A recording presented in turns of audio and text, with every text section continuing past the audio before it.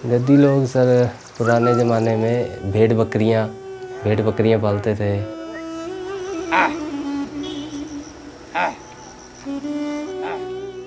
ऊन को इस्तेमाल करके फिर उससे कपड़ा बनाते थे, फिर वो इसी कपड़े को पहनते थे। वो हमारे में से पट्टू टाइप के बोलते हैं बाकी लोग। तो भेड़ बकरियों से दूध वगैरह उनका ऊन भी निकालते थे, उससे कपड़ा वगैरह बना के फिर ऐसे ऐसे काम करते थे। और ज़्यादातर भेड़ बकरियों पे ही निर्भर थे मतलब पहले तो दादा दादी। अब तो बहुत कम हो गया, फिर अब तो बहुत लोग धर्मशाला में तो इनकेस कोई करता नहीं है अब ये काम भेड़ बकरी पालने का।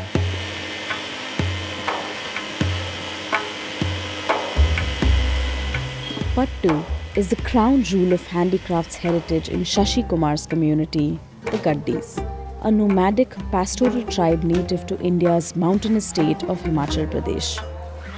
100% natural fabric, hand-spun from pure sheep wool, it has a special place in Shashi's heart.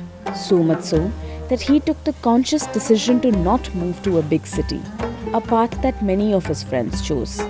Instead, he is on the road less travelled, one that has deepened his connection with textiles. Shashi works as a cutting master at Charlo, a sustainable design studio in Himachal's McLeodganj. That is emblematic of what the town has come to represent. A kinship between the local Himachalis and the exiled Tibetans who have come to call it their home. जब तक आप मिलोगे नहीं जुलोगे नहीं, अब आप तिब्बती लोग के बारे में अब हमने नहीं जाना है, पहले नहीं जानते थे तो हम भी लामा लामा करके बोलते थे लामे लोग हैं ऐसे हैं, अब हम इनके साथ काम कर रहे हैं, ये भी हमारे साथ बातचीत अच्छे से करते हैं। तो ऐसे ऐसे करके इनके बारे में भी पता लगता है हमें, ये अपने बारे में बताते हैं, हम अपनी जो हमारी जीवन शैली है उसके बारे में बताते हैं। बाकी तो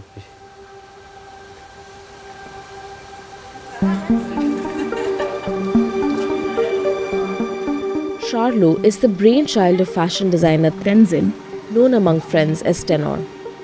He was 5 years old when he had to flee what used to be his home in Tibet during the second wave of the Tibetan exodus.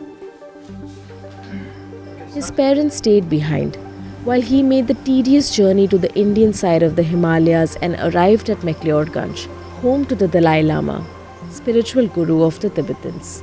I remember when my mom is saying bye to me and she's crying, and I realize it's something big deal, you know. It's usually my mom doesn't cry when I leave anywhere, you know. So when I leave, my mom is crying, and my dad told me that you are going to some better place, you know. And then I realized, oh, that's fine. I mean, anyway, we are coming back, and you know. But when I see my mom is crying, and then I realize, oh, something is happening, but I'm too small and I didn't care about what. I'm excited about the new place. At that time, you know, when you go to McLeod, the whole street is like a very interesting. Every shop is different. They have a wood handcraft. They have anyway. There are like so many handmade things is happening here, and now if you go up, you see all this things that we import from China, cloth-wise, everything is Chinese now. The thread that binds Tennor's community with the Gaddis is their common struggle against the ready availability of cheap synthetic alternatives.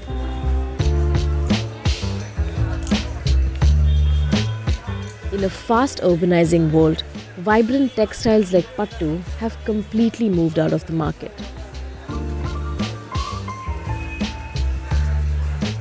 Tennor founded Charlo, named after his family, in 2015 with an aim to create a market for forgotten Himalayan handlooms. Using sustainably sourced traditional materials, Tennor creates a range of handmade clothing and accessories that represent McLeodganj's unique cultural concoction. Prices range anything between 100 and 200 rupees to 6 to 7,000 rupees. For a conscious tourist in McLeodganj, this is like a breath of fresh air from fast fashion's trend replication, rapid production and low-quality materials. Tennor nurtured Charlo by putting in his life saving into his venture, that today employs 15 locals from Dharamshala.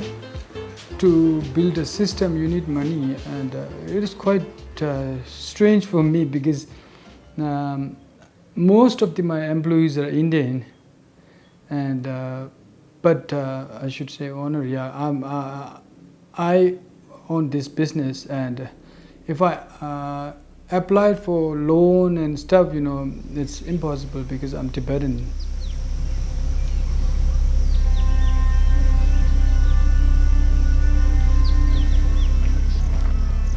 Today, Tennor is on his way to Kutharna village, a few kilometers from McLeodganj, to meet a frequent collaborator from whom he regularly sources pattu fabric. Oh,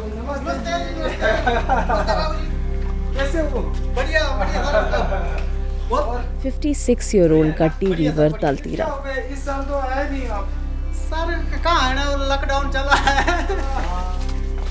Daltiram's own children have migrated to bigger cities in search of a better life.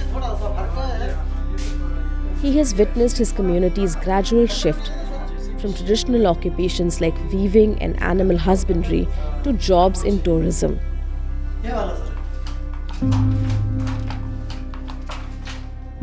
While this may have impacted the availability of raw material for him, that is primarily sourced from local sheep, his relentless spirit is what has kept him going. इससे बगैर मैं और कुछ कर नहीं सकता तो जो हमारे पास जो मैं करता हूँ ना हम तो जब तक मैं रहूँगा जब तक मैं यही काम करूँगा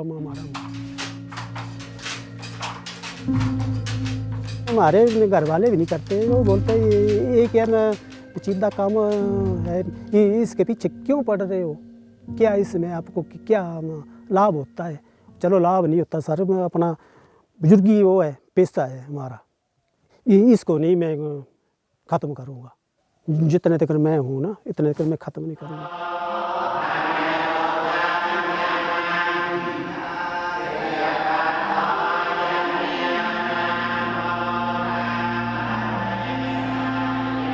For a lone warrior like Tennor, leading this small multicultural community is a defining honor.